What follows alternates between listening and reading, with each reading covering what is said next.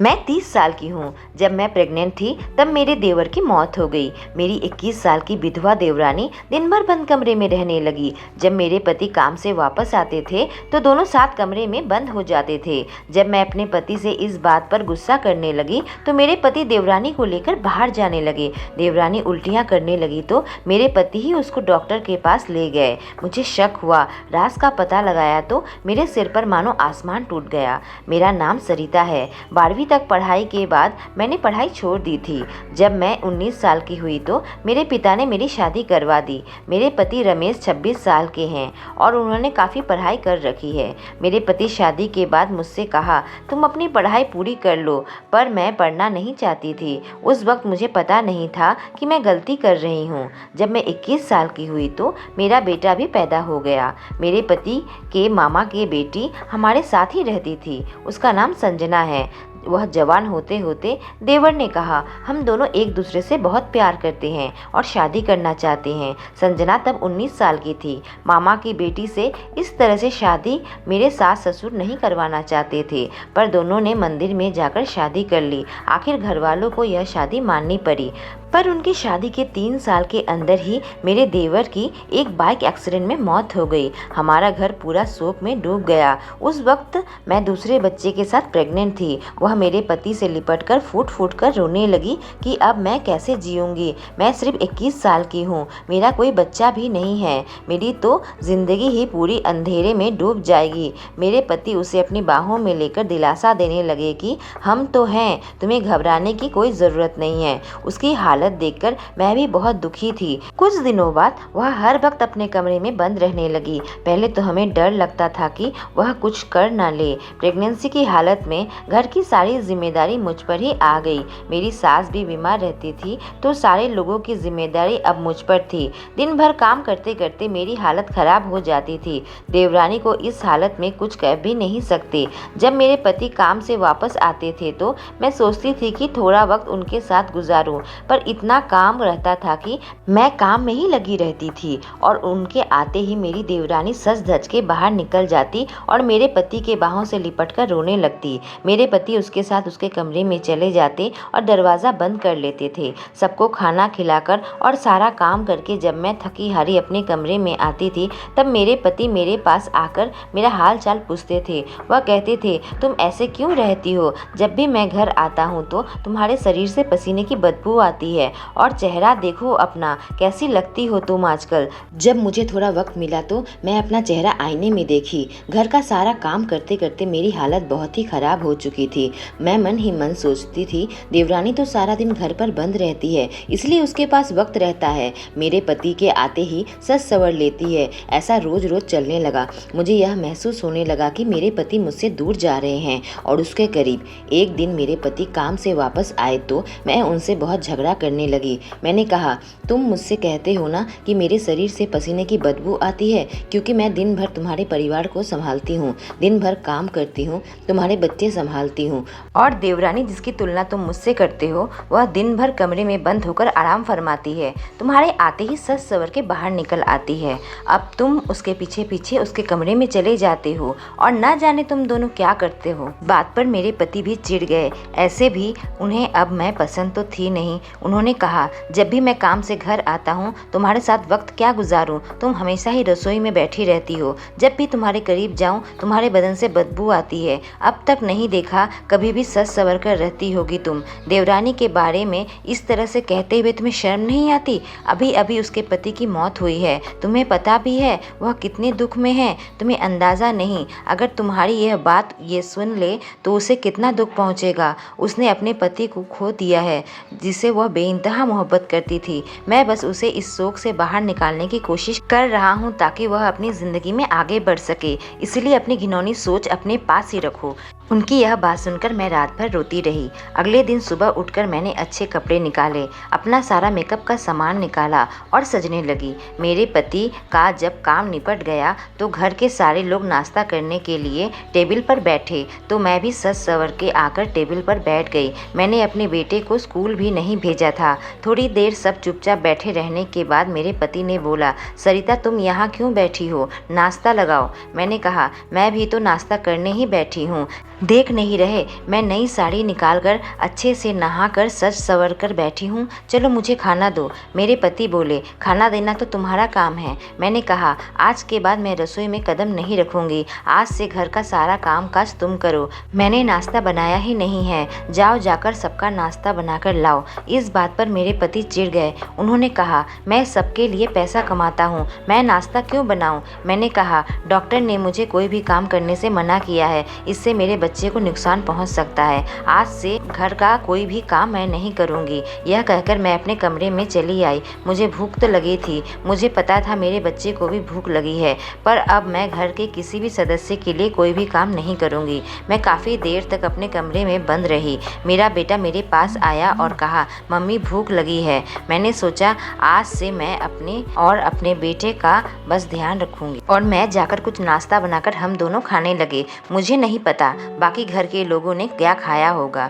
मेरी सास उसी दिन घर में एक नौकरानी लगवा ली। वह दिन भर हमारे घर रहती थी। वह खाना बनाती थी, घर की साफ सफाई, बर्तन धोना, सारा काम वही निपटाती थी। मैं अपनी सास के कमरे में गई और सास ससुर से कहा, मुझे माफ़ कर दीजिए कि मैं नाश्ता नहीं बनाया। फिर मैं रोने लगी और रोते रोते सारी बात बताई। मेरी सास ने कहा, देखो बेटा, अपने पति से इस तरह से झगड़ा मत करो। अब इस तरह से मनमुटाव ठीक नहीं है। मैंने नौकरानी लगा ली है, अब तुम्हें कोई काम करने की ज़रूरत नहीं है और जैसा मेरा बेटा चाहता है सज संवर के नहा धोकर रहो। मैं भी बहुत दिनों से देख रही हूँ कि घर की सारी जिम्मेदारी तुम पर आ गई है। मेरी भी तबीयत ठीक नहीं रहती है कि मैं तुम्हारी कुछ मदद करूँ। संजना तो आजकल दिन भर ही अपने कमरे में रहती है।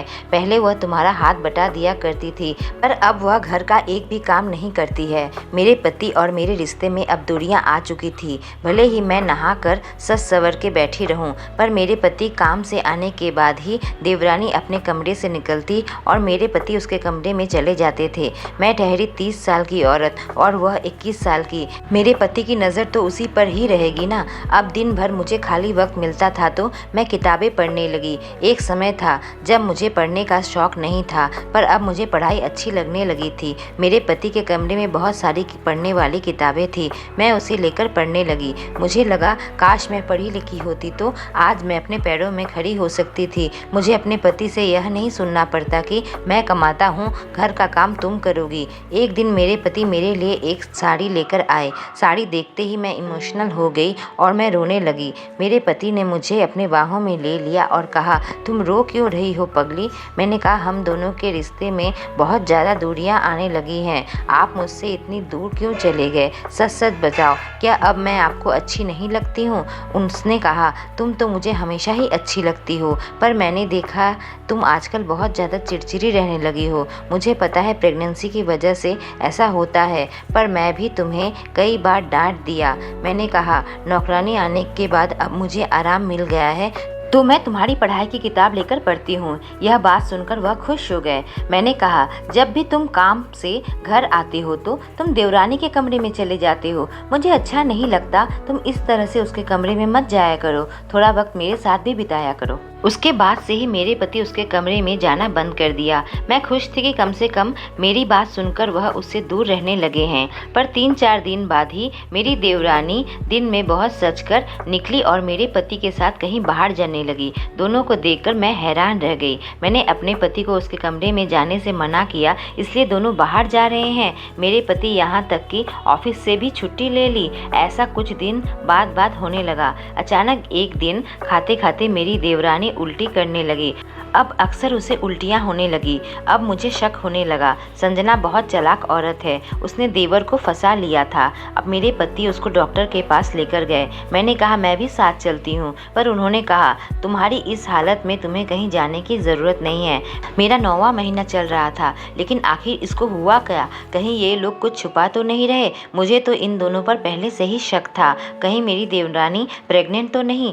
ऐसा हुआ तो मेरी ज़िंदगी पूरी तरीके से खराब खराब हो जाएगी। जब मेरे पति उसको डॉक्टर दिखाकर ले आए तो दोनों कमरे में फिर से बंद हो गए। अब मैं सोच लिया था कि मैं राज का पता लगाकर रहूंगी। मैं घर से बाहर निकली और देवरानी के बाहर वाली खिड़की के पास चली गई। आज खिड़की हल्की सी खुली हुई थी, वरना वह रोज खिड़की भी बंद रखते हैं ताकि अंदर जो भी हो रहा है किसी को भी पता ना चले।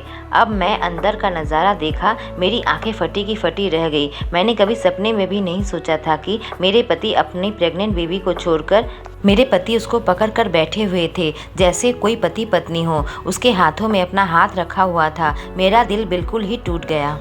कभी कभी तो मुझे ऐसा लगता है कि मेरे पति मुझसे प्यार करते हैं, खासकर जब से मैं पढ़ाई करना शुरू किया। मेरे पति मुझे कभी कभी बहुत प्यार से समझाना शुरू कर दिए थे। इतने अच्छे तरीके से पढ़ाते थे कि अब मुझे पढ़ाई भी अच्छी लगने लगी थी। अगले दिन मेरे पति फिर से उसके साथ कहीं बाहर निकल गए। अचानक ही मुझे दर्द उठा। मैंने अपने पति का कॉल किया तो उनका फ़ोन नॉट रीचेबल आ रहा था। मैं बार बार ट्राई कर रही थी। मैंने अपनी सास को आवाज़ लगाई। मेरे सास ससुर दौड़े दौड़े मेरे कमरे में आए। मैंने कहा मुझे दर्द उठा है, रमेश का फ़ोन नॉट रीचेबल आ रहा है। मेरे ससुर ने जल्दी से कॉल करके एम्बुलेंस मंगवा ली और तीनों साथ चल दिए हॉस्पिटल की ओर। डॉक्टर ने मुझे एडमिट कर लिया। जब मैं बच्चे को जन्म देने का दर्द सह रही थी तब मेरे पति मेरे देवरानी के साथ थे। उनको मेरे साथ रहना चाहिए था। बच्चा होने के बाद मेरे पति मेरे कमरे में आए। मैंने कहा मैंने आपका फ़ोन बहुत बार ट्राई किया, आपका फ़ोन नॉट रीचेबल आ रहा था। जब मुझे आपकी सबसे ज़्यादा ज़रूरत थी तो आप देवरानी के साथ थे। मैंने सोच लिया है मैं हॉस्पिटल से अपने ससुराल नहीं जाऊंगी बल्कि अपने मायके चली जाऊंगी। मैं पढ़ाई पूरी करूंगी। यह बात सुनकर मेरे पति मुझसे माफ़ी मांगने लगे। उन्होंने कहा मुझे पता नहीं था तुम्हारा डेट से पहले ही बच्चा हो जाएगा, वरना मैं घर पर ही रहता तुम्हारे साथ। मैं तुमसे बहुत प्यार करता हूँ और तुम मुझे छोड़कर मत जाओ। मैंने कहा मैं सब समझ चुकी हूँ, आप मुझसे नहीं संजना से प्यार करते हैं और यह नाटक मैं अब और बर्दाश्त नहीं कर सकती। मैं आप दोनों को साथ देख चुकी हूँ। उसने कहा तुमने हमें कुछ गलत करते हुए देखा है क्या? मैंने कहा आप तो हमेशा ही उसके साथ कमरे में बंद रहते हैं, आप दोनों क्या करते हैं ये आप ही बताइए। जब मैंने कमरे में जाने से मना कर दिया तो आप उसे लेकर बाहर जाने लगे। उन्होंने कहा मैं संजना को एग्ज़ाम दिलाने के लिए ले जाता था और बंद कमरे में मैं उसको पढ़ाता था। बाहर बहुत शोर आती रहती है, इसी वजह से दरवाज़ा खिड़की बंद करते थे। तुम एक बात भूल गई हो, संजना मेरी बहन है, उसने मुझे राखी बांधी है और तुमने हम दोनों को साथ देखा है तो भाई बहन तो इस तरह से साथ रहते हैं। मैंने संजना को कभी भाई की बीवी के नज़र से नहीं देखा क्योंकि वह मेरी ममेरी बहन है। अब मुझे अपनी सोच पर अफसोस होने लगा। वो बोले संजना भाई की मौत के बाद पढ़ाई करना चाहती थी क्योंकि वह अपने पैरों पर खड़ा होना चाहती थी। संजना को इस बात का एहसास हो चुका था कि उसने अपनी पढ़ाई बीच में ही छोड़कर शादी करके बहुत बड़ी गलती की है। अगर तुम भी आगे पढ़ना चाहती हो तो अब मैं तुम्हें पढ़ाऊंगा। बस एक गलतफहमी की वजह से तुम मुझे छोड़कर मत जाओ। मैं बहुत शर्मिंदा थी पर मैंने अपने पति से कहा देखो तुम्हें भी तो सच्चाई बताना चाहिए था ना। तुम्हें पता है मैं प्रेगनेंसी में कितनी ज़्यादा परेशान हो गई थी। उसने कहा संजना नहीं चाहती थी कि मैं उसकी बात सबसे कहूँ। उसे ऐसा लग रहा था कि वह पास नहीं कर पाएगी और वह शर्मिंदा नहीं होना चाहती थी। उसके बाद मैं भी अपनी पढ़ाई शुरू कर दी और मैं अपने पति के साथ खुशी खुशी रहने लगी। मुझे इस बात का एहसास हो गया था कि रिश्तों में विश्वास का होना बहुत ज़रूरी है। अगर स्टोरी अच्छी लगी हो तो चैनल को सब्सक्राइब करें और बेल आइकॉन को प्रेस करें।